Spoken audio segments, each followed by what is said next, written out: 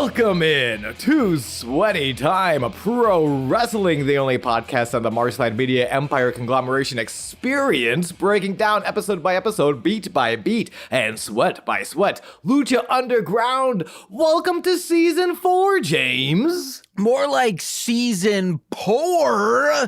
All the guys in at once. Okay. All right. I'm glad it was P-O-U-R and not P-O-O-R because I feel wealthy with just sweaty bodies in this one. We did it. We're all the way to season 4. I'm so sad that this is the last season because what a fucking season opener. Yes and no. Yes and no? Yeah. But those are two words that mean the opposite things. I will say yes because it did a fantastic job at introducing the new people who will be here, or just quick one pop-offs real quick, like your best friend, the Dreamer from ECW, your god. Obviously we'll get into it. That's what this whole podcast is about, is us getting into it. Like, is he a one-off?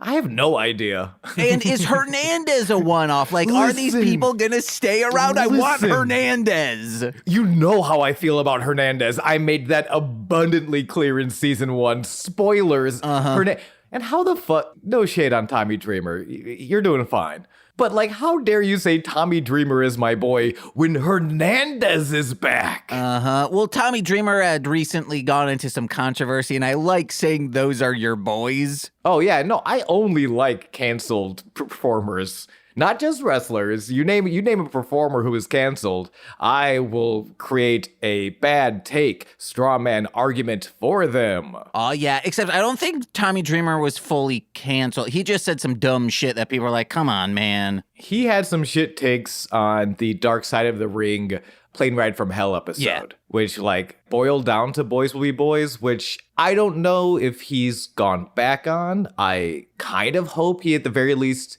he realized that he's operating within a system, professional wrestling, that is deeply corrupted and systemically problematic. That, like, you have learned some things that should be unlearned. Hey, Sean, you and I, Goys will be Goys. Okay, now.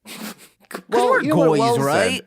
Yeah, neither of us are of the Jewish faith. There we go. Goys will be Goys, always going into other nations with the Crusades. Well, okay, now. Always putting mayonnaise on things. Goys will be Goys. Wait, hold on. Is mayonnaise not kosher? No, it just seems like like you're super white if you, at least that's what Undercover Brother taught me.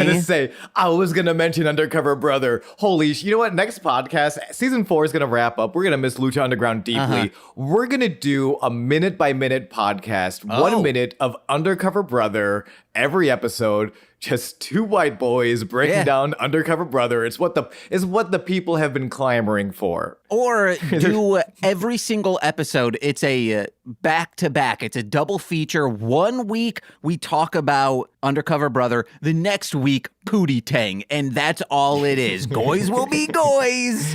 Goys will be Goys. Because those two movies are just embedded into my brain as kind of the same movie, because back in, 2004, maybe 2005, Movie Gallery, formerly Grand Video, we had a unlimited, I think it was like pay $30 a month. You can rent as many movies I think you could only rent 2 at a time, but you could just rent anything that wasn't a new release. So I watched everything in the not new release. So Pootie Tang and Undercover Brother, I think I rented at the same exact time. And boy, oh boy, loved them both. Hell yeah. I did not see Pootie Tang until my brother and a couple of his friends visited me in college. Yeah, and we're having a couple good weekends. It was the Sunday morning. That's how we got up that Sunday morning, was like, hey, Pootie Tang's on TV. Everyone shut the fuck up and sober up to Pootie Tang. Let me tell you this. Yeah. In college, I also woke up to some Sunday morning Pootie Tang, all right? Oh, okay. You also watched it on VH1. No, you know what I meant. I watched it on Blu-ray because I'm a little younger than you, okay? Oh, wow. My back hurts, especially when I think of the reason I'm more familiar with Undercover Brother is me and my younger brother watched that film in theaters multiple times. Oh, wow. We fucking loved it. It's probably not going to age super duper well, but at the time, like, comedy fucking powerhouse. So funny. I do hear a lot of my black friends say, like, yeah, man, I also like mayonnaise. That's how it doesn't age well. That's the mayonnaise sans stand up. We've had it up to here with this mayonnaise bad talking. Miracle Whip has Miracle Whipped y'all into a propaganda-based frenzy against mayonnaise, and we're sick of it. Ludacris is changing his lyrics to stand up, put some mayonnaise on that big ass, stand up. Yeah, call me Ludacris, call me Mr. Mayonnaise. We've been listening to Ludacris because it's during that time when every single rap album would also have a clean edit of it. So on Spotify, usually they're always there. I can find those albums. And whenever we play it, people enjoy it. Like we see people like, yeah, we really like Ludacris. But there was a few weeks ago, it started playing like hoes in different area codes. And well, actually before that, it was playing just like I want to get you wet type stuff. Maybe it was pussy popping on a handstand. So I was like, hey, can you turn that? Then it was hoes in different area codes. I was like, good to land. So I was on the other side. Just make sure, because you didn't say this was in the store that you're looking for the clean edits. Okay, thank you. But still edited, they are not appropriate for children to hear. So we turn hoes in different area codes, and these two women were like, but we wanted to be hoes in different areas. And they were upset that we changed it. I was like, dang it. My sweet ladies in the comic book store. You can be hoes in different area codes as much as you want, but also we're selling Spider-Man memorabilia. Like this, sweet ladies, please be the hoes you desire, but also children need to shop here. Yeah. Currently we have, I will not say how we obtained it, but we have the Leopardon goddamn Marveler style suit from Toei Spider-Man. You know, the one that was stolen? I'm kidding. We don't have that. That would be wild if we did. But also, we couldn't sell it because, as I cannot reiterate enough, it was stolen and made the show bad after because they didn't try to make another one. Damn, I want to dig into that. But also, I want to tell y'all, I have a Leo hard on to talk about Season 4, Episode 1 of Lucha Underground. James just had a seizure from how good that transition was. No, I was having a nut face. Oh, okay. Is it, I'm no doctor, but I'm pretty sure every time I nut, I just have a seizure. Oh, yeah, probably. It's a tiny seizure, baby seizure. Yeah. Le petit seizure. Oh, my God, a baby having a seizure. Isn't that adorable? Well, No. Whatever babies do, it's just so adorable. I told y'all, I don't know if I mentioned it on the podcast, I saved a baby a couple weeks ago. Yeah. That was wild. Yeah, I was outside, a woman was pushing her stroller. The stroller tipped baby side first, and I dropped to a knee, caught the baby with one hand, caught the stroller with the other hand. I'm basically the best. I'm a hero. Yeah. And I just need everyone to recognize that and somebody to steal my suit so that I can continue my heroic duties, but with a less good suit that will affect the quality of the show. And that's what I'm going for. So, get at us in the Patreon to steal my clothes. Hell yeah. Now, Sean, you might think you said that on a podcast because it was with Nicole and I talking kind of spaced out amongst each other in like a triangular fashion. That was just in the kitchen at my apartment. No, I know the difference between reality and podcasting, James. Don't gaslight me. Not in this apartment, though. It's all I have mic'd this place up like a raspberry beret guy, Wait, Prince? Yeah, Prince had microphones in all his rooms, so if he got inspired, he could just start recording. I did know that. And again, I know I mentioned this during our season 3 finales. The fact that you struggle to pull Prince's name, but you are ready at the dime to drop head writer of Lucha Underground, Big Dick Johnson, at any given moment. It's your brain is a wonderland. I was trying to figure out the name of his like mansion. That's what I was trying to figure out. So that busted me up. Paisley Park. Speaking of busting up, how about we bust all over this review of Season 4, Episode 1, El Jefe, Lucha Underground. Whoa! The reveal, were you excited? Okay, so the reveal, my first note is this fucking thumbnail. Do you remember, like before you click on the episode, the thumbnail of just the new El Jefe in the ring? Yeah, and I will say he looks like Pegasus from Yu-Gi-Oh! On Hard Times. Yes. Oh, that is a good pull. Oh, I'm about it. I am 100%.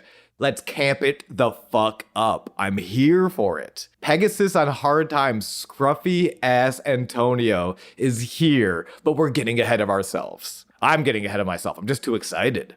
Love the little recap. It's a great season opener recap.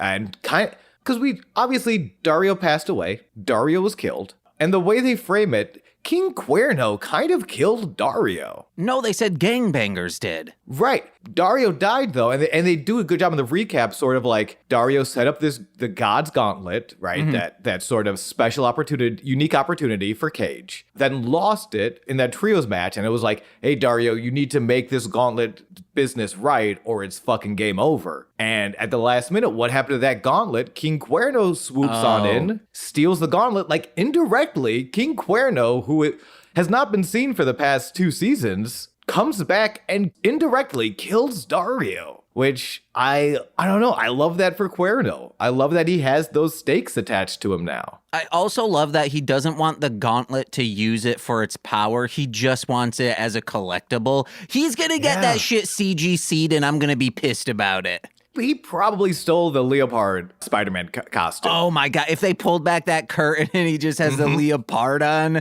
I would be pissed.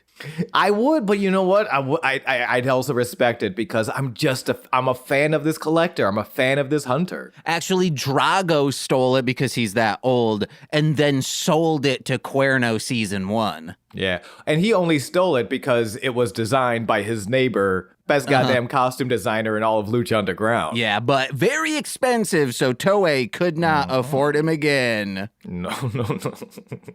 That's why they didn't make a new one. That's why they just reused footage. Maybe that's our new podcast. We do like a true crime style sort of hunt for the Leopardon costume. I'm done with that Spider-Man series. We got one more episode of Mostly Speakin' Sentai, and we're pissed. We're like, this show, it's campy and kitschy, especially in the early episodes before the suit got stolen. And then it just blows dogs for quarters, kind of. Except, like, especially when we're doing it by ourselves these last few episodes. When there's someone coming to it fresh-eyed and baby-faced, they see it. They're like, wow, this is amazing. I want to watch every single episode. And I'm like, I've watched every episode a few times, guys. You don't need to do it.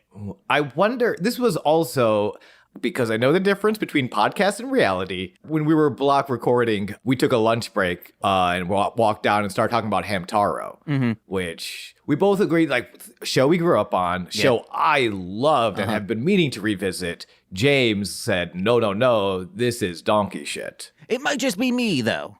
But I also wanted, because you said, like, the worst part, out of all, like, the fun, bad, and good and campy media that we watch, the worst thing that any of those can be is boring. Yeah. Right? And that's sort of like the accusation you threw upon Hamtaro. Was like, Hamtaro. Was that, okay, not that Hamtaro. Hamtaro. Oh my God. Hamtaro. All right, I like that style. But I wonder, maybe it will be less boring if you did it, like, because you watched a couple episodes, right? Yeah, maybe 4 or 5. If you just did, like, watch one episode and then, like, did something else or, like, watched other things, like, maybe it would be that sort of comforting, like, really chill Sunday summer vibes type of show just in one. Like, it's just a bad binge watch, maybe. No, that's what Nicole and I were doing. We would watch one And then the following day watch Good Mythical Morning, and then the following day when there wasn't a Good Mythical Morning, we would watch Hamtaro. I'm so we will talk about Lucha Underground, I promise. Let's get into it. Let's do it. Let's skip Hamtaro. The recap, Cuerdo indirectly kills Dario by stealing this gauntlet, which forces the organization to take their action and murder Dario. Mac, Killshot, and Fox are trios champions, and I'm still not over it. Like, Pentagon is the Lucha Underground champion. But maybe not for long. Oh no. We opened the episode at Dario's funeral, where Dario is in the casket, and there are only 2 people who showed up. Those are Agent Godfrey and a scruffy-looking old man who has been best described as Pegasus from Yu-Gi-Oh! On Hard Times. The old man says, as Quados, we're always better at making enemies than friends. And James, do you want to know who this scruffy-ass old man is? Well, I've known who this old man is for maybe 2 seasons now. Gosh, you're so well-researched. Yes, it is Antonio Cueto, Dario's father, who is played by the actor who portrays Dario Cueto. It rocks. It's rules. He's so good. It's fantastic. He's so good. He drops his voice an octave and just scraggles it up hard. It is. He's got one sort of blind eye, and he is I am enthralled by this character. He's got that milky eye, baby. Yeah, give me them milky pants. Looking at it. We can cut that out. No, I can. I forgot the quick key for delete, you know? No, I don't need... Everyone's going to know about my milky pants. Antonio Cueto is now the new man in total control of Lucha Underground. There's one issue, though. Godfrey brings up that those gangbangers, quote-unquote, shot Dario in the temple at Boyle Heights, and it cannot be used. They cannot use that temple anymore.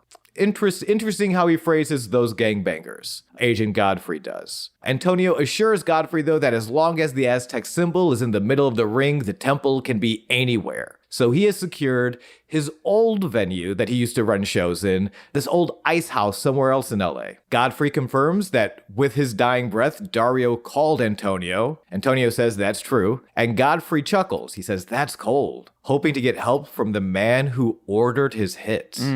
So his daddy knew. But then also, we also know that it was not gangbangers who shot Dario. Yeah. Right? It was Godfrey. So if Antonio ordered the hit, why is Godfrey lying about the gangbangers? 2 reasons. 1, someone else could be listening at that funeral. And 2, they got a twisted sense of humor in that sense, where if you're watching a crime movie, usually they'll poke fun and be like, hey, yeah, we killed him, wink, wink. Even though we did, I meant to say those gangbangers killed him, wink, wink. He was being tongue-in-cheeky. I see. Also to slowly let the audience in to be like, oh, wait, but he killed him and his dad doesn't know. Oh, wait, his dad totally knew it was just a joke. Super new.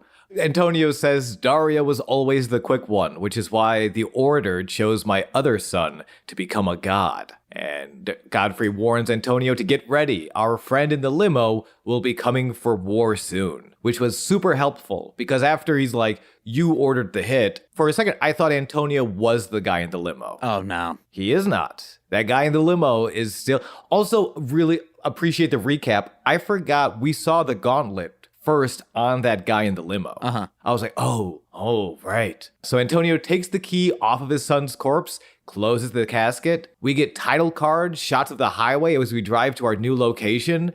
And we open in the temple with Melissa Santos in the ring with a portrait of Dario. Which that portrait has the key on him. The key is there. It's so prominently featured also in the funeral. It's just wild. But we do see right before they leave, Dario's dad steals that key because it is his. Yes, the key to Matanza's cage.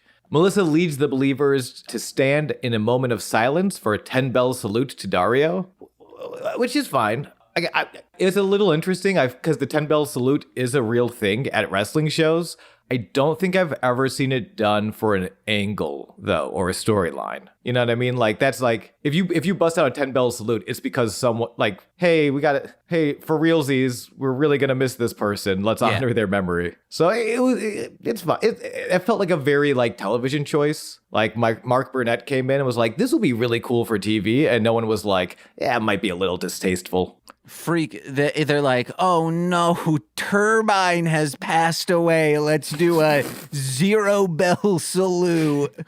Oh no, Turbine has passed away. Thank fucking God. Turbine, you deserve better than that. I'm so sorry, you're a piece of shit. Maria Valentine has passed away. Let's do a 69 bell salute. All right. Specifically to her belly button piercing. All right. God, she is beautiful and also one of the best parts of that show. So is Lobo Fuerte. Ah. If you don't know what we're talking about, you should. They actually should. It's in this feed. We've done watch-alongs of it. I just totally blanked on the name of the actual show, though. Los Luchadores, the Faceless Heroes. Thank you. We get to bell number 2 before Antonio emerges from the office to interrupt. He says, the only thing colder than this icy old house is this crowd. Boo, boo. Everyone's so mad at him already. He introduces himself as the new owner and promoter of Lucha Underground. And then he knocks over his son's portrait with his cane and throws it out of the ring. Good. That's bold. That's why I'm like, maybe don't use the 10 bell salute, because Jesus Christ. They always love shitting on tradition here in the temple, which I will say, I love this more sterile look to the temple, and the lighting kind of makes it feel like a Bible Man episode. Interesting. Yeah, we do have a new look for the temple. A couple more colors.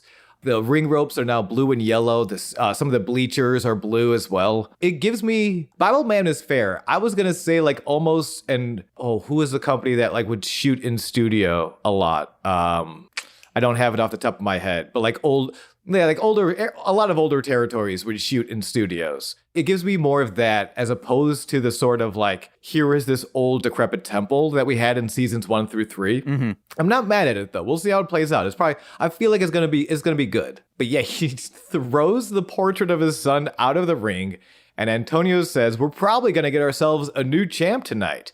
And I have in parentheses, we better fucking not, as Penta will defend his title tonight in Aztec warfare. Ooh, which we find out Dario didn't invent. No. Antonio says, fuck my son. He says he invented it. That was me. That was my shit. That was my shit from day one. And Antonio... your son is dead, dude. Your son, why are you being so mean to him? Well, because he knows there's an afterlife with gods and whatnot. So he's like, yeah, I'll be able to hang out. He would have done the same for me, you know? He knows the spectacle of wrestling. So did Dario. They're on the same page. So true. If we're not here for the spectacle, what are we doing?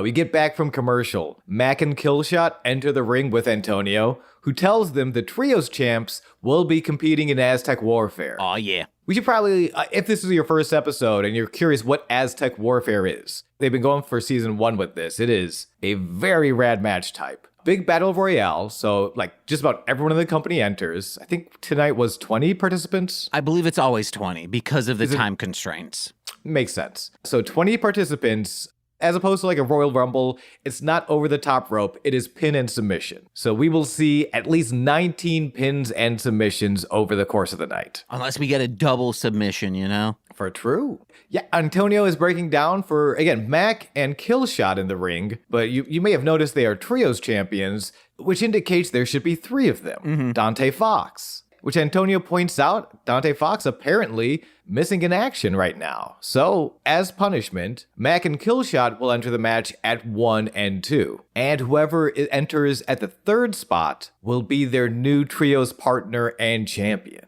So, I have been wondering how this team comes about, and I'm like, yeah, this is how. We find out immediately. Yeah, my apologies, a little background information. I watched the episode this morning, so I didn't have time to sort of dig into what happened to Dante Fox, if he was injured or he had he had something else going on. Wild, though. I was like... And I do love seeing that despite their history, Killshot is pissed. He does not like that Fox is getting the short end like this. He protests, but what can he do? The boss laid down the rule. He threw out a portrait of his own dead son. Antonio has no love lost for anyone. So we begin the match. Aztec Warfare. We ring that bell. Killshot and Mac already in the ring as Melissa makes the announcement for the third entrant. New partner, but old trios champion, Son of Havoc. Woo! Honestly, as far as the replacements go, you could do a lot worse. The master of the Totino's pizza rolls himself. Oh, yeah. And he does kind of feel like I like Son of Havoc as someone who can mesh with anyone and is sort of a tag and trios specialist, It's kind of like Goldust. You see Goldust didn't win a lot of single titles, but was such a tag guy. And all these his tag teams with Booker T. Right now he's is the Ring of Honor tag team champion with Sammy Guevara, who was in the dark match this week, interesting enough, for Lucha Underground. Guy's been wrestling for a while. But also Dustin Rhodes is the trios champion. So he's just a tag guy. It makes me think of someone who just gets along with everyone so much that he's yeah, I'll tag with you and we'll probably win. That's a good heart, that's a kind spirit. So I can't find any information on why he left Lucha Underground, but Dante Fox is no longer in Lucha Underground. So we're not, oh, damn. All right, well, 10 bell salute for Dante Fox's career in Lucha Underground. But not a sad one, just a... No. It makes it feel sad. Like it's tapsy if you're, Yeah. Which is supposed to, yeah, it is. No, I'm sad. He was amazing. And we had an entire episode of this podcast where he spent a long time talking about how good Fox was. Yeah. And I'm very glad, knowing he doesn't show up in season 4, that we spent the time to do that. Because he, got out of your way to watch season 3 of Lucha Underground for Dante Fox. Because, oh boy. Mm-hmm. But hey, it's our 3 favorites. We can say Killshot, Mac, and Son of Havoc are among our favorites within this, maybe even our favorites in this promotion right now. 100%. Yeah, Son of Havoc, phenomenal replacement. I'm still very excited to see what the 3 of them do together, the magic they can create. But the bell rings, and reasonable enough, Killshot and Mac sort of team up against Son of Havoc. I just don't get it. I will never understand why tag teams in a Royal Rumble or Aztec, Battle Royale, whatever, aren't just okay, you want to know what would make all of us rise to the top even more? One of us having 2 belts. I understand, maybe this is an initiation, but until that's how first, I saw it. In that first minute, yeah, let's beat the shit out of Havoc, then pick him up and be hey, we needed to see if you had the huevos to join us. Make sure you weren't packed down by bagel bite gluten. So let's pull you up. And now our focus is whenever Pentagon comes out, just beat the shit out of him. Fucking A. I kind of I don't know, because how do you decide when the initiation ends? It can't just be because Penta came out. He has to actually earn it. Which Havoc does. Havoc is so good in this match. Well, based on pretty much every single collegiate guidelines, initiation just starts when you sign up, There's no hazing, okay? Yeah, well, no. Now, if you're going on porn websites, they also don't do haze her anymore. They changed the name. Haze him out of here. They, even when pornography no longer does initiation videos. Wrestlers, you should follow suit. Yeah. Also, shouts out to pornographic star Jenna Hayes. Number 4. Do we need to do a 10 bell salute for her? Wait, did we lose Jenna Hayes? No, I'm just wondering why you were shouting her out. Because we're shouting out hazing in porn. Oh, okay. All right. Yeah, I apologize. Thank you so much for apologizing. I was about to walk the fuck out. It's fine. Are they spelled the same way, or is she Hay? I believe she's Haze. And for the record, I was not going to walk out because of what you said. I was going to walk out because number 4, Joey Ryan, enters the ring. Oh, wait, Joe, I thought you said Johnny Ryan. I was like, holy Christmas, prison pit illustrator writer himself? Oh, I wish. Oh no, it's the bad one, who once again pulls out a pair of handcuffs, locks himself to the top rope. He did the same thing in his first Aztec warfare. It also did not work. The idea being you cannot get pinned or submitted if you're always in the rope. But it does keep you out of the match, which is pretty cool. And Mac and Killshot sort of leave Havoc alone to beat this shit out of this guy. As number 5, aforementioned, foreshadowed, Mr. Pectacular, aka former Big Brother contestant and one half of TNA's The Bromans, Jesse Goddard, makes his way to the ring. Jesse Goddard, if you watch Big Brother, Mr. Pectacular, if you're into really goofy names. This dude, he can haze me, all right? And it seems like he'd enjoy it. Well, yeah. I want to be clear, James, when you hear the name The Bromans, like that is they named themselves The Bromans. Those are two dudes that love hazing. They're like verse 3 of the Lonely Island song, No Homo. I'm not familiar with the song, but yes, I 100% agree with you. It just keeps escalating to like, hey, it's two dudes getting married, no homo. Hey, two men consensually having sex, no homo. Yeah, pretty much. That's the gimmick, pretty much. All right, there we go. And they're hazing me, all right, screaming no homo while I'm screaming, oh. Hey. O'Reilly. Auto parts. Mac Cannonball Senton Spectacular in the corner, but Killshot, surprise roll-up, eliminates Mac. Real quick. Yeah. Just a punch up instead of auto parts. I know it doesn't rhyme, but auto focus, that would have been a really good thing to say, you know? Okay, we'll add that in post. All right. Now you say it and I'll put it in there. Auto farts. I changed it to auto farts because I thought that would be better. I guess, yeah. Auto cum farts, maybe. You're so disappointed. I've seen a lot, and I mean a lot of Simpsons hentai where it is auto cum farts, all right? Okay, great. I'm just trying desperately to avoid our next podcast being a porn-based podcast. It's gonna be a Hollywood heel turn. No, it's gonna be a true crime search for the Leo Pleurodon Spider-Man costume. Cannonball, James, your favorite sort of trope of tag teams turning on each other mid-match. No. I think it's also especially a Killshot thing. Killshot, I would say they psychologically had to survive on his own for a very long time. Like even getting the Trios championship, he was sort of tricked into it by Dario, right? So I think in this instance specifically, Killshot being the one to turn on his partner, it indicates the journey Killshot needs to go on to learn to trust his allies. You know what I mean? I'll say this. Son of Havoc, Taylor Swift, they might have a lot in common because, hey, I'm the problem, it's me. He's always in these odd thruples. Wow. You know what? Wow. So true. So deep. Number 6, the champ is here, Pentagon Dark. And I wrote down here, if he loses, I will burn down the Big Brother house. Same. At the end, We'll get there. We'll get there. Or maybe we won't. Who knows? Yeah. Cut the podcast off in the middle. Penta enters, he's got sling blades for everyone. Kaboom, kaboom, he is clearing house. Joey releases himself from the handcuffs, trying to get the jump on the champ. However, Penta does not fall for this bullshit. Penta driver Joey to hell for another elimination.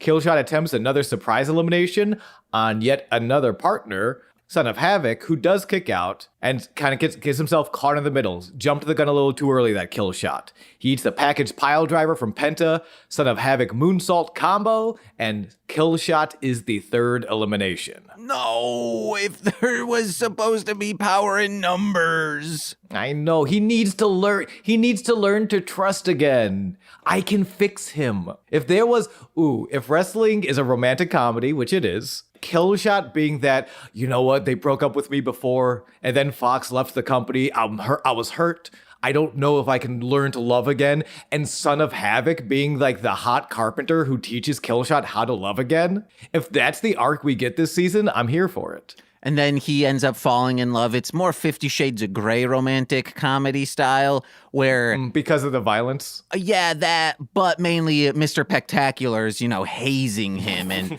Because We don't know how long Mr. Spectacular will be in this season. Yeah, it could be just this episode. We don't know. It might be. I'm not super familiar with his TNA run, so he might just go right back to TNA after this. Yeah. We'll see. Mr. Spectacular, we hope you're here. But who else is here? Number 7, Tommy fucking Dreamer. Oh, man, EC-Dub God. Very surprised. Not mad at. Very surprised by, though. Uh-huh. Brings a trash can filled with weapons to the ring with him, as he does. And as Tommy is coming to the ring, Mr. Spectacular takes a super kick, is eliminated by Penta. Oh. Little spoiler alert. Penta is gonna go fucking buck wild. He will have the most eliminations out of the entire night. Wait, you said he eliminated Dreamer already, right? No, Dreamer is entering. Okay. Spectacular has been eliminated. Okay, all right. Because I do have, when Dreamer comes in, he starts taking some shots at people, right? Dreamer goes kind of crazy. Tommy and Penta square off. Tommy with a kendo stick, Penta with the slow peel off of his glove to press home the coolest hand signal in the business. Cero miedo. We get possibly the worst hand signal in a little bit, but I do want to talk about Dreamer comes in and just smashes Son of Havoc real quick. Usually the cameramen or whoever's inside the, saying like, hey, go to camera 2, go to camera 3, whatever, they do a great job. They did do a disservice to Matt Cross here because they go to Matt Cross after getting laid out. You see him fully have to move and adjust his whole genitals. It's like he reaches into his pants and moves it all, which of course you have to. Like, you don't want to accidentally Yeah, we can't see peen. You don't want to dead drop while you're taped up real tight and then, it rips your genitals. So 100%. I'm assuming in wrestling, the same thing goes. That's how drag performers and wrestlers, they have a lot in common. They have a lot in common. This is one of the many things they have in common. Yeah. You gotta make sure your junk is taped tight. Or no, taped properly, not too. You don't want it tight. This is true. Taped properly tight. Tight enough that we're not seeing that peen, but also we keep that circulation going. We could talk about penises for hours. But already on their way to the ring, number 8, Mariposa.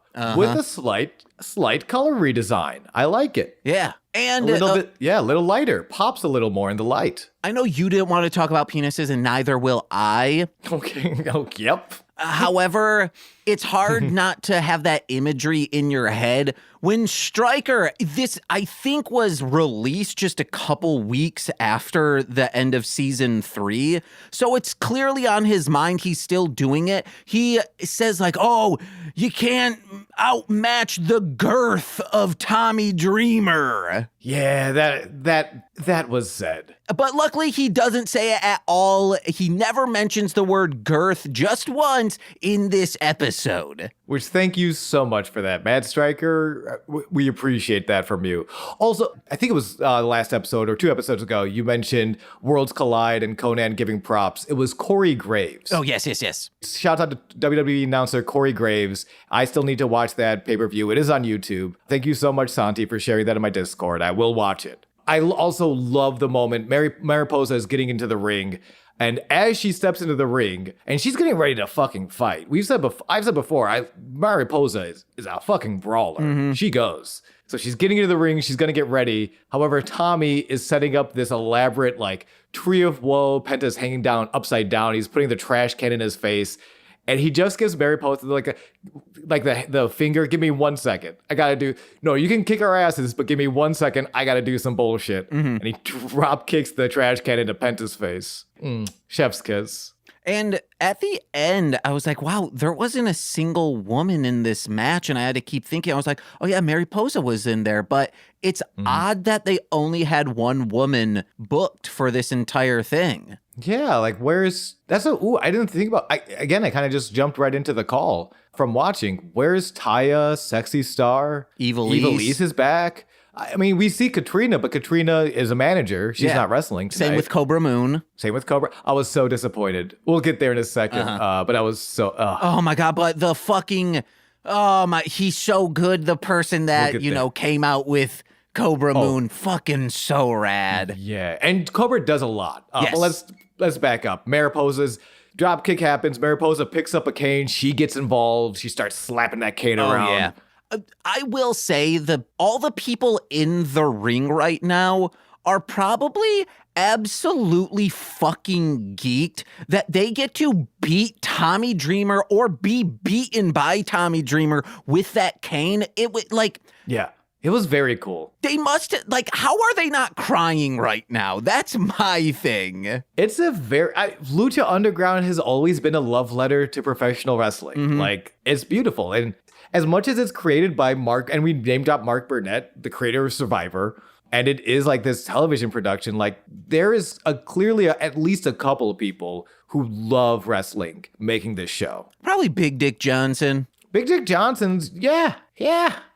You keep your name is Big Dick Johnson. You love wrestling. Penta tries to plancha Tommy, who meets him midair with a kendo stick, so they're outside fighting. In the ring, Havoc patented springboard cutter eliminates Mariposa as Tommy clears some space in the bleachers, gets everyone to kind of hey, step back. James is shaking his head because he knows what's coming. Thumbtacks all in the bleachers. And that's my issue. It's not hey, I'm going to slam someone. Thumbtacks are fine. It's okay. Especially when, most people Pentagon, he's not shirtless. If it were Sabu in there, I'm I'm going to have to see. He never wears a shirt. That dude probably has the tiz and is it's too tight on my body. But. Or Fox. Okay. That's also, me, okay? That's me. That's why I don't wear tight shirts. Also, shout out. I don't know how to. I'm trying to insert this. Shout out to Fox. Fox is back after that ambulance match. Oh, yeah. After the glass. Oofa. It's the fact that it is in an active bleacher area. People gotta sit there. Yes, or stand there. It's still don't do that, guys. Yeah. God forbid you wore Well, don't wear sandals to the wrestling show. If we learned anything if Tommy Dreamer has any cause he's passionate about, it's don't wear sandals to the wrestling show. Yeah. I'm gonna drop some thumbtacks. Penta blocks Tommy's suplex. Tommy wants to suplex Penta into those tacks. Penta blocks, spears Tommy and his back and the back of his head. And then we get a close-up of Tommy's face as he sells those thumbtacks all up and down his spine. Penta brings him back into the ring, double stomp. Penta eliminates Tommy Dreamer before number 9, another favorite of ours, Vinny Massaro enters. And this is where we have the Matt Striker line. I guess we have all the girthy Italians. Oh my God. And then there's a beat. No one's saying anything because Vinny Massaro gets a pizza delivered to him. He doesn't pay for it. He shoves him out of the way. There's a beat. Nothing is said. Vampiro's not saying anything. And Striker goes, Pizzagate. And it was fucking stupid but funny because there's nothing happening. He just goes, Pizzagate. It's I don't know if I told you this, Sean, but when we were in Las Vegas, we were waiting for a bus. And these two dudes come up to me and they're like, hey, man, you like za? I was like, huh? You like za? And I was like, huh? Hold on. I don't think I'm hearing you properly. And they're like, you like za? And I go, like pizza? And Nicole, they were trying to deal marijuana to me. And Nicole. I thought they were trying to deal pizza too. Exactly. Thank you. But it's how I said it. I go, like pizza? Pizza? Because people they keep slapping those escort trading cards at you in Las Vegas. I was like, maybe they're going to give me a coupon to a pizza buffet or something. Yeah, man, I want some pizza. So I was emphasizing za, no, pizza. And they were like, no, man, like weed. I was like, oh, no, I don't smoke it. No, thank you. And then I get on the bus. Unless there was some marijuana, you baked that into the pizza. Oh, yeah, now please gimme. That's some za we can all get on board with. Also, this Pizza Boy is so over. The crowd loves Pizza Boy. Oh. The crowd, the temple, their Boyle Heights, their working class, of course, they salute the service workers and pizza delivery guys. Yeah, and they hate Vinny for not paying. Vinny gets into the ring with the pizza box. He pulls out a slice. It's pepperoni. He offers it to Penta. Penta shoves the pizza into Vinny's mouth before super kicking said mouth. Penta driver into the open pizza box. Vinny's gone. Vinny is eliminated. I closed my eyes famously during the Penta Vampiro death match. This was grosser than that match. The death of a pizza is a sad thing to see. No, I don't like food on my skin, just like, I don't like tight clothing, food. I don't touch food, I right? do know this. Yes, I do. We talked about this. Excuse me. I was projecting. I was sad because it looked like a good pizza. Pizza? Number 10 enters the man who does not believe in dragons. Hernandez is back. Woo! Oh my gosh. I was so excited. Penta kicks the pizza guy for no reason. Pizza guy catching strays left and right. Like this is our babyface hero of the season. This pizza guy, he needs comeuppance. He needs his revenge.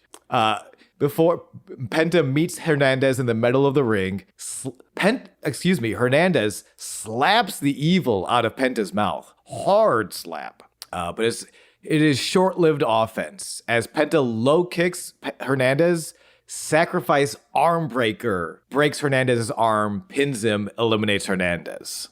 He should have been given a chance to say, yeah, I'm done. Because after your arm breaks, that should be a submission. Like, hey, I broke your arm, you're out of here. If there's no DQs, I mean. Yeah, of course. Like, I gotta go. Is there any pizza left that's not stuck to Vinny Massaro's back? Because I am tired. So go up to that pizza guy and say, hey, I'm so sorry. Here's money. Could I get another pizza? And then we find out that's El Maestro. It's kind of like the prince and the... No. You know the story when the king, he dresses up like a poor person and he goes around and he's like, oh yeah, he undercover bosses pretty much. And then when he reveals himself, hey, my uncle did that. Your uncle was an undercover boss? No, so my uncle became a manager of a Walmart.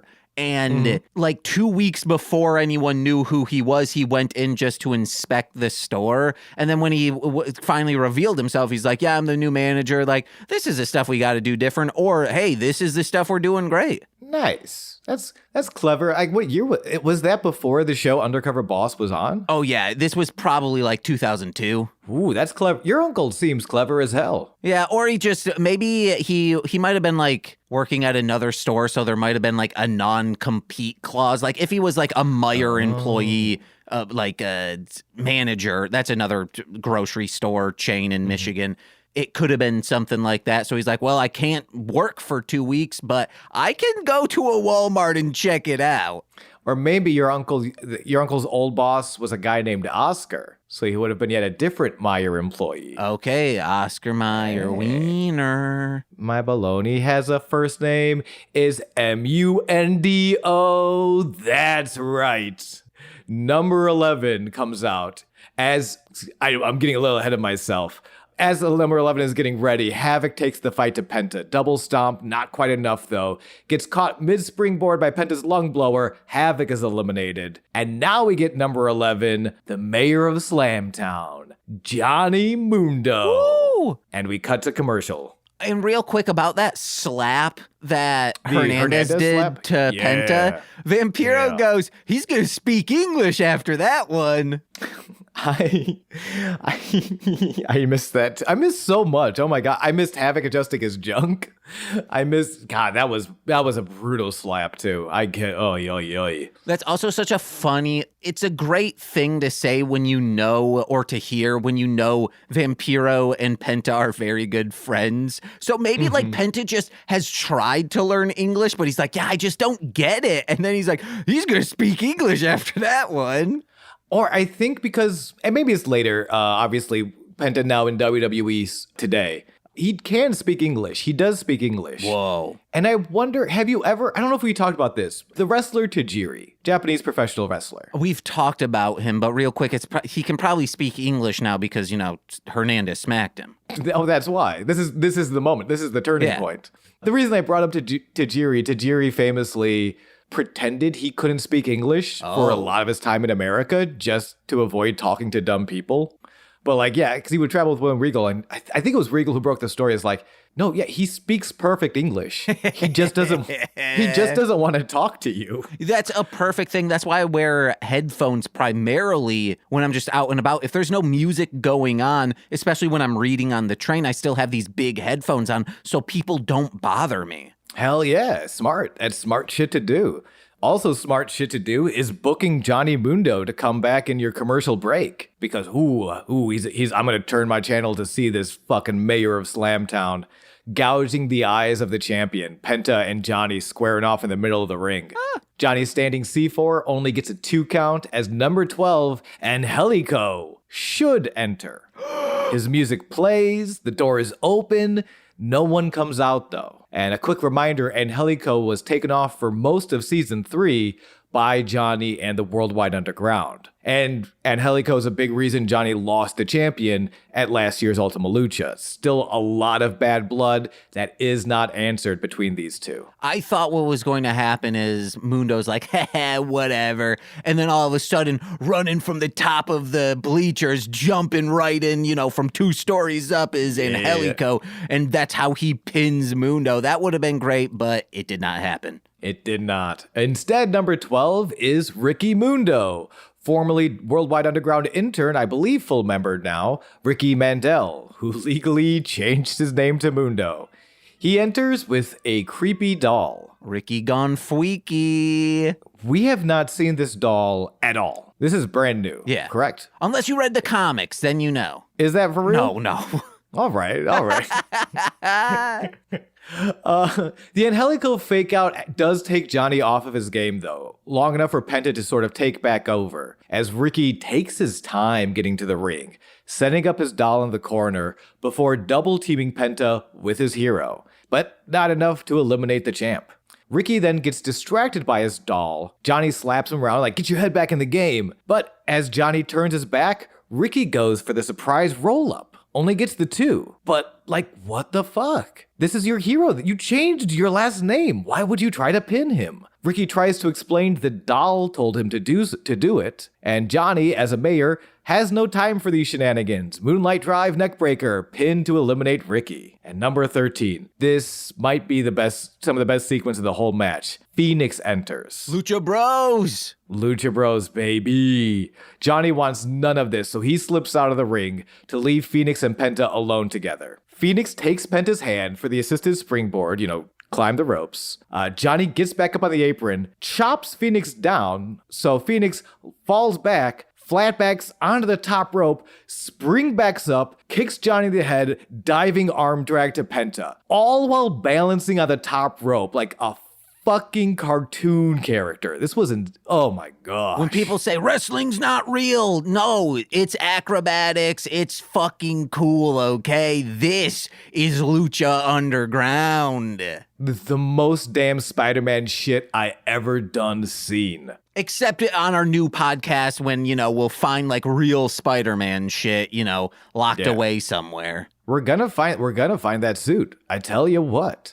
Phoenix is a house of fire, but like the house from Up because he's flying like nobody can catch him. Until number 14, Jeremiah Crane comes out, brings the steel chair in to try and ground the bird of war with Carnage. Because that's true, as athletic and as acrobatic as you are, if Jeremiah Crane does a fucking falcon arrow through a chair onto you, you're gonna say ow. I like him with his hair up. He doesn't remind me of shitty people in underground rap music, so I'm glad. Or he should just shave the head, Yeah. Number 15, Mil Muertes, the man of 1,000 deaths. The rightful winner of the God's Gauntlet before being blindsided by King Cuerno, enters with Katrina, and everyone's sphincter gets a little tighter. Mil rocks you to the Mil's mat. amazing. Oh, yeah. If he doesn't rock you to sleep, and by sleep, I mean death, he will kill you. Crane blows a kiss to Katrina. Bro, she's just not that into you. And thrusts a chair into Mil's face, which Mil hardly notices. So enraged is Mil by the audacity of Crane, he loads him up for the spiral chokeslam before continuing to clear the whole damn ring. No one can stand to this dealer of death. So, Crane organizes it, and these are 4 of the top guys in the entire company. Mm-hmm. Phoenix, Crane, Penta, and Mundo. They all throw their bombs, 1 at 1, they're 4-on-1 against Mil Muertes, before Phoenix crushes the back of his skull with a double stomp and eliminates Mil real quick, surprisingly quick. But again, 4 of the best going at you, as powerful as you are. It's a numbers game. And Yeah. Jeremiah Crane, to his credit, but, almost to his credit, he almost copper tones Mill while, holding on to his pants. We almost see that shelf of an ass. It would have been great, God. but it's not in the cards. Damn it, Crane. You know what we want to see. Katrina is disgusted with Mill's performance. As he leaves the ring, she looks him in the eyes one last time before storming off. As number 16, Cobra Moon. No, wait, she's here. And this is the worst part. She's here in gear. It's such a tease. But she introduces the newest member of the reptile tribe, the man who beheaded Pindar at the end of the last season. He took a sword and ritualistically beheaded a member to join. That's right, baby. Daga is here. So this is another thing that I knew, and that's why I was a little... when I was inkling towards, I think Daga might reciprocate what Cobra Moon's laying down. And then I accidentally noticed, oh, wait, no, yeah, he totally does. That's why last season I was like, I don't know, man. I think I think he likes what Cobra Moon is showing him. He clearly came around. He is and they refer to him as her king. So there is some romance to it, but it is also deeply occult. Mm-hmm. I feel like this is a fallen kingdom that you are joining now that is headed by Cobra Moon. It's very cult-like behavior. You ritualistically beheaded someone to join. I don't think even Scientology does that. But Daga's here. He is a whirlwind, and he takes over the match, only to get interrupted by Crane. Crane's sort of the luchador killer in this match. As soon as someone gets really hot and going and starting to hit that whirlwind offense, here's Crane with just some dirty weapon-based fighting, and it works. And number 17, the GOAT is back. Chavo Guerrero Jr. I was so stoked.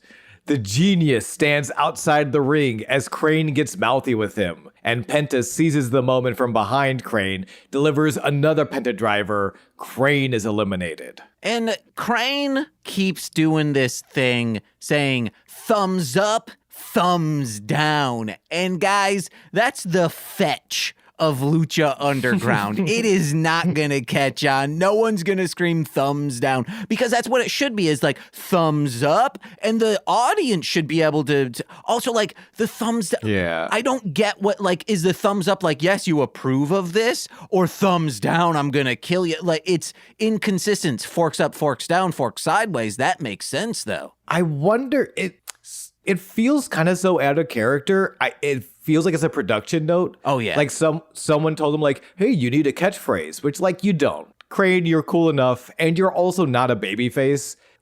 You don't need a catchphrase. You just keep being a murderer. And especially, so it's probably an allusion to, the Roman Colosseum, thumbs up, thumbs down. But much more famously, that's Batista's deal. Whoa. Right? I don't know. So Batista in WWE, he sort of had this thumbs up, thumbs down, but it came up very organically when a little bit of WWE, my WWE isms, when Evolution first broke up. The reason they broke up, Randy Orton won the title. He won the heavyweight title. And Triple H, who was the leader of Evolution, he holds this big celebration hey, the young kid is the youngest world champion in the history of the company. Congratulations. He gets on Batista's shoulders and he's parade. He almost like a child. He's yay, we did it. And Triple H is giving him the thumbs up, and then he sort of turns it down and thumbs down. And Batista turns on him. They all turn on Randy Orton. And because it's Batista that initiates the beatdown, when Batista finally has an opportunity to go for the world championship, Triple H is the champion at the time. He gives Triple H the thumbs up because he wins the Royal Rumble. He has a choice to either go for the championship on SmackDown or the championship on Raw, which is Triple H's championship. I think it means SmackDown. SmackDown. So he gives Triple H the thumbs up, yeah, you know what? I'm going to go over on SmackDown. Evolution, we're going to take over the entire company. And then he looks at Triple H. Triple H is giving the thumbs back up. And then Batista slowly gives him the thumbs down. And it becomes this full circle moment of Triple H, the betrayal you wrought, you now must reap. And that becomes sort of Batista's like signature taunt. Hell yeah, like one of those things like could be conceived as corny, but there's so much like backstory to it. And Batista's so cool that like it works. So for Crane to do this, and again, Batista is at this point in time much more famous than Crane. Not that that really matters. It's who you love is who you love. Like you shouldn't take that into account. But when someone on like the bigger brand is already doing that, you probably shouldn't do it as well. That makes sense why Groot does it in Guardians of the Galaxy 2. Yeah, because Batista's not, because I forgot Batista's name in Guardians of the Galaxy. Drax isn't doing it, but it's a nice, but you know, it's Groot. Go ahead, take it. I bet there probably is a time when like Groot says like thumbs up to him and then Drax is like, no, thumbs down. Not to be like, hey, let's murder him. It's like, no, we probably shouldn't like eat that flower because we don't know what it's going to do to our body. Yeah, but Triple H doesn't know that, and for some reason, he is in that scene. He's in the background of it. So when he sees Drax do the thumbs down, he gets scared. He's like, ooh, I gotta go. And he skedaddles out of there to avoid a powerbomb. And then Lloyd Kaufman's also in the background just kind of being goofy. It's really fucked up that Guardians of the Galaxy 2 doesn't feature Lloyd Kaufman and Triple H. And I'm putting that out there, James Gunn. Fix your movies. Well, hold on. Lloyd Kaufman is in there. Oh, wait, is he really? Yeah, Lloyd Kaufman is in a lot of James Gunn movies, and because he got his start at Troma. Then where the fuck is Triple H, James Gunn? Because Triple H didn't do shit for anyone, okay? But he's the game. Hunter only thinks of Hunter, okay? I need to calm down. I peeked the shit out of my microphone screaming, he's the game. So the GOAT is back, by the way. This is about Chavo. Remember Chavo? Chavo's back. He gets into the ring and just using sturdy fundamentals eliminates Phoenix with a vertical suplex. Damn. I was like, whoa.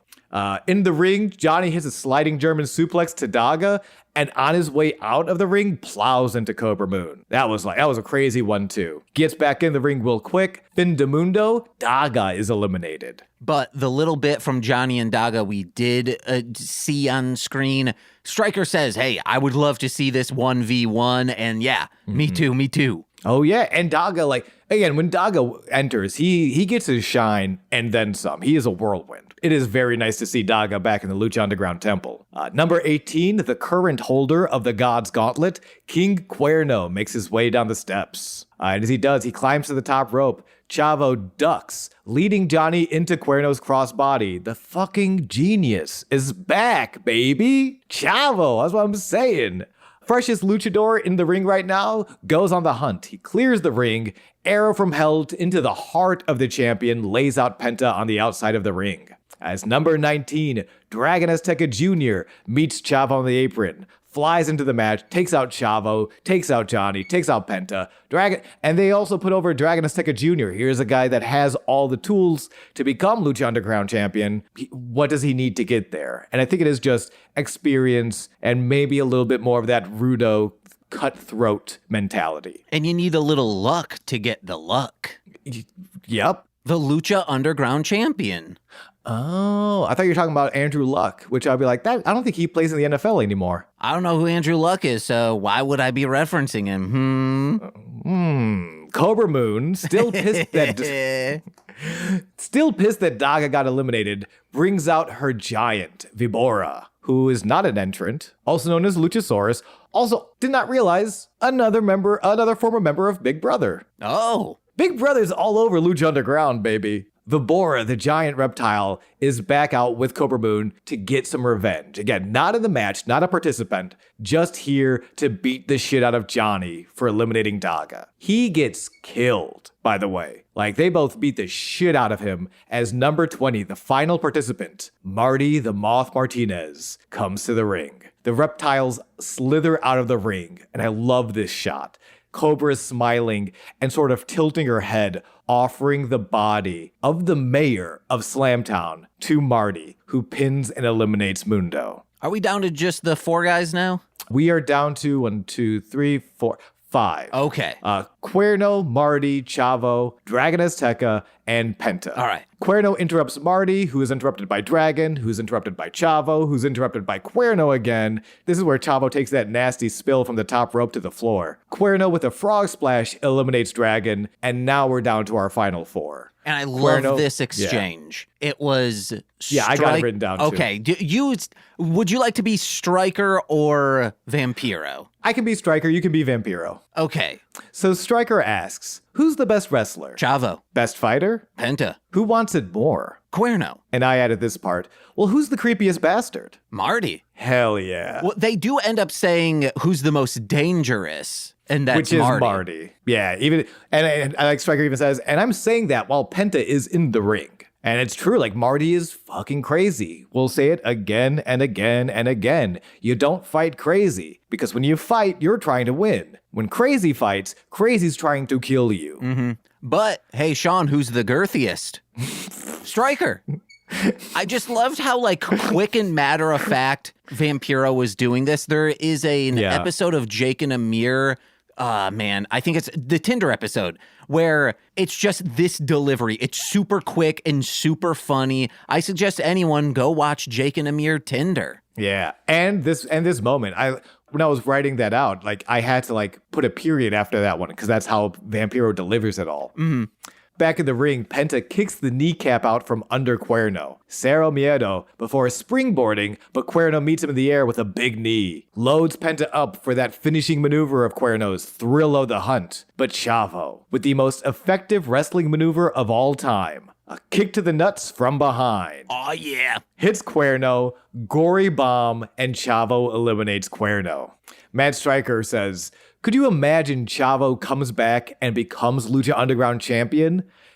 And James, you know me. I am a Penta girly to the day I die. But, I mean, like Chavo, though. I know. But Chavo, though. Maybe 4, 5, 6 episodes into this season, he ends up getting it. And then Penta, the next episode, immediately eliminates him and gets it back. That would be good. But you can't have Penta. Everyone in the temple wanted Penta leaving Ultima Lucha Trace with that belt. You can't just erase that episode 1. Looking back on it, I agree. And and I'm still I'm still a Penta. I want to be very clear. I Penta girly to the day I die. But when Matt Striker said that, I had to re-examine some things. I had to be honest with myself and be like, ooh, but Chavo though. Chavo and Penta square up. Penta calls his super kick. He yells, super kick. Chavo throws his hands up to block, so Penta goes low, kicking out Chavo's kneecap. Running super kick to the kneeling Chavo, Penta beheads him and eliminates Chavo. We are down to the final 2. That super kick fake out was really funny and is so... I have seen my friends play fighting games together and they call a move only to do an opposite move, and it's very funny.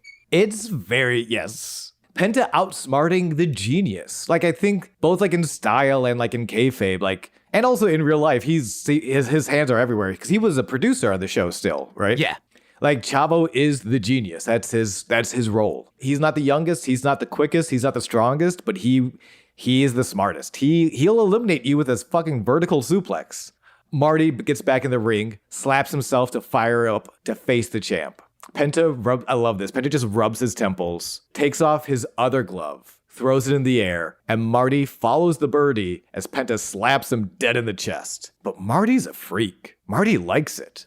Throws 3 elbows before screaming die in Penta's face before Penta answers back. And, we're going back and forth. Marty wants to be in a basement with Mr. Spectacular, okay? Of a dormitory, okay?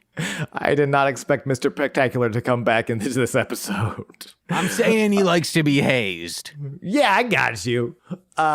Marty catches Penta in a TKO for a close 2. Marty follows up with a curb stomp for an even closer 2. He cannot keep the champ's shoulders down. Penta puts himself back into this match with a lung blower, roundhouse to the side of Marty's head, Cero Miedo, but Marty catches and bites Penta's fingers, which is a great way to block that. Marty follows up with a double arm impaler DDT Penta has to dig deep to kick out of. Penta recovers in the corner. Panama Sunrise to a Penta recovers in the corner. Panama Sunrise pile driver to stop Marty. And the package pile driver to put him away as Penta retains his title in Aztec warfare after 32 minutes and 12 seconds. Marty also has to recover in the corner in the basements of a fraternity house. Okay, well, Mr. Spectacular stands over him, yeah. Yeah. Oh, I'm saying because he's got to go for round 2. Also, my guess is I need to say this for the listeners. I think Sean has a smoke detector that needs new batteries. Oh, you're hearing that might be my chair squeaking. Oh, okay. I feel like, I just got, my chair is old. I need a new chair. It squeaks.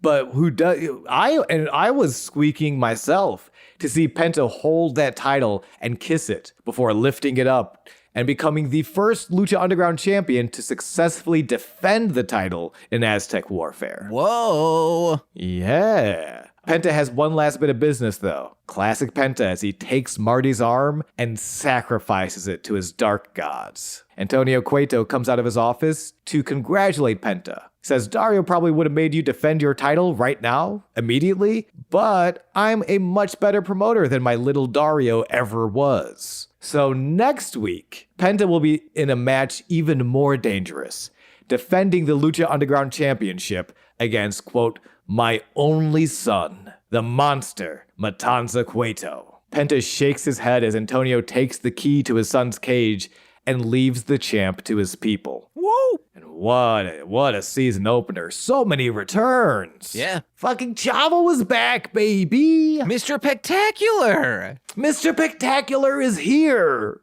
I gotta look up this dude and look at him do more wrestling. Jesse Goddard. Or watch him do some Big Brother. He was on 2 seasons of it. Not gonna do that. Okay. Because he has a very nice look and I enjoyed his presence. I don't want people to think me constantly referring to him as a fraternity dude really, really eager to haze people. He looks cool. I like his vibe. And yeah, man, go and haze. Yeah, or don't. Instead, you can come over to twitch.tv/Goose Von Kaiser, where I won't haze you, I'll just blaze with you. And again, make sure you're checking out Shakespeare Blood Oath. Show comes up September. I believe our first show is September 20th. We are doing the cursed Scottish play, Macbeth. Hey guys, what's the greatest thing to wash bagel bites down with?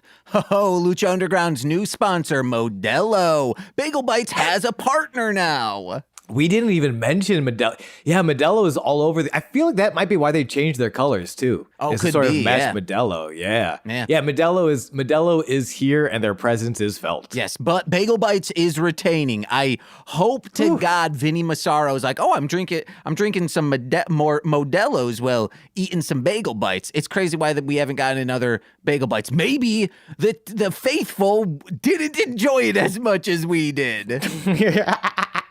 What? How is that possible? If we don't see Son of Havoc's mom come back in a major way soon, I'll burn down the Big Brother house. I'm gonna keep making that threat. Okay, maybe don't make that threat. So, Yeah, guys, probably not. Listen to all my shit. Hey, guys, I think Magical Meatball Girls is either now out or will be out shortly. So I think one of the pilots that was previously only available on patreon.com/MLM pod is in the free feed. Just search Magical Meatball Girls. You'll find it. That's Nicole and I going through Magical Girl anime while rip-roaring high. And listen to Nicole get, back into the grooves of things while being high talking on a podcast in this feed on the Marshland Media podcast feed. Go listen to Death to Squids. Nicole was on for Barb Wire with Jose and I. So check all that out. Head over to MLMpod.com for more information on all the podcasts and music I do. And please, for the love of COD, head over to patreon.com/MLMpod, where for $5 a month you get exclusive content every single Friday. Don't know what's happening this Friday because we have now been fully banked up. Oh yeah.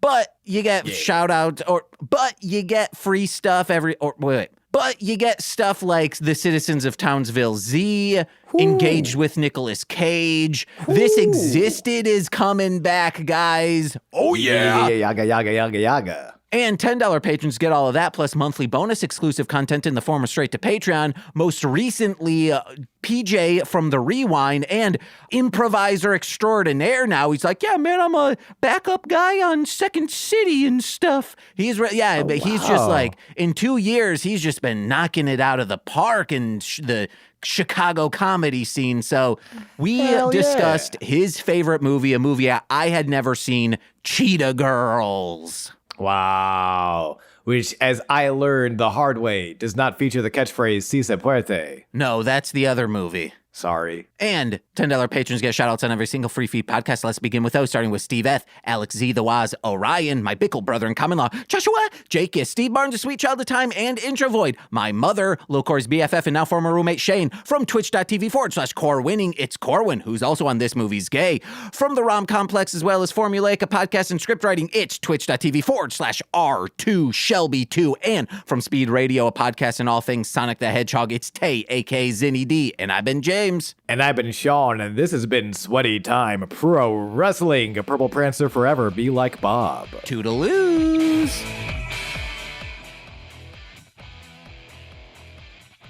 Oh,